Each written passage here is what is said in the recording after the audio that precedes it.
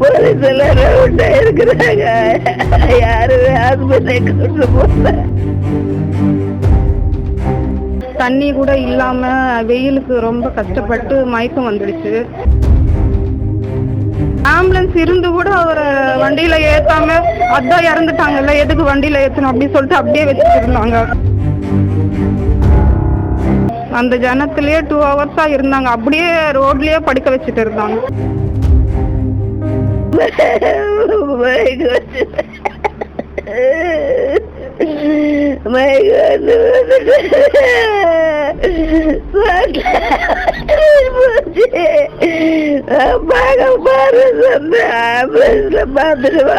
படுக்க வச்சுட்டாங்க, பார்த்துட்டு விட்டுட்டாங்க. போலீஸ் எல்லாம் ரவுண்டா இருக்கிறாங்க. யாருமே ஹாஸ்பிட்டல் கொண்டு போல. படுக்க வச்சுட்டாங்க.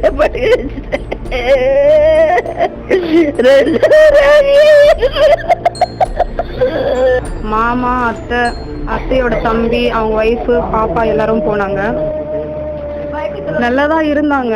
திடீர்னு அந்த கூட்ட நெரிசல்ல தண்ணி கூட இல்லாம வெயிலுக்கு ரொம்ப கஷ்டப்பட்டு மயக்கம் வந்துடுச்சு. அதுக்கப்புறமா தண்ணி குடிச்சாங்க, ஸ்நாக்ஸ் சாப்பிட்டாங்க, நல்லதா இருந்தாங்க. மறுபடியும் மயக்கம் வந்து திடீர்னு உடனே அங்கேயே இதுவாயிட்டாங்க. அதுக்கப்புறம் அந்த ஜனத்துல இருந்து எப்படியோ மெயின் ரோடு கொண்டு வந்துட்டாங்க. கொண்டு வந்த பிறகு அவர் கொஞ்சம் உயிர் இருந்தா கூட அந்த ஆம்புலன்ஸ்ல ஏத்தி இருந்தா காப்பாத்திருக்கலாம். ஆம்புலன்ஸ் இருந்து கூட அவரை வண்டியில ஏத்தாம அதான் இறந்துட்டாங்கல்ல, எதுக்கு வண்டியில ஏத்தணும் அப்படின்னு சொல்லிட்டு அப்படியே வச்சுட்டு இருந்தாங்க.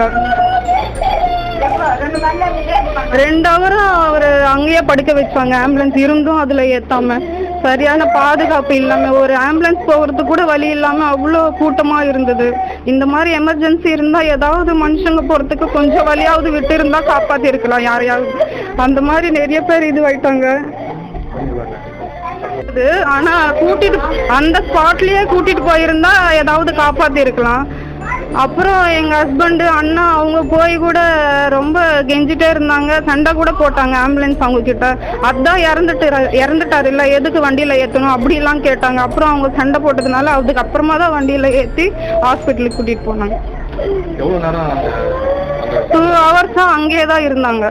அந்த ஜனத்திலேயே 2 ஹவர்ஸா இருந்தாங்க, அப்படியே ரோட்லயே படுக்க வச்சுட்டு இருந்தாங்க. செய்திகளை உடனுக்குடன் தெரிந்து கொள்ள உடனே சப்ஸ்கிரைப் பண்ணுங்க.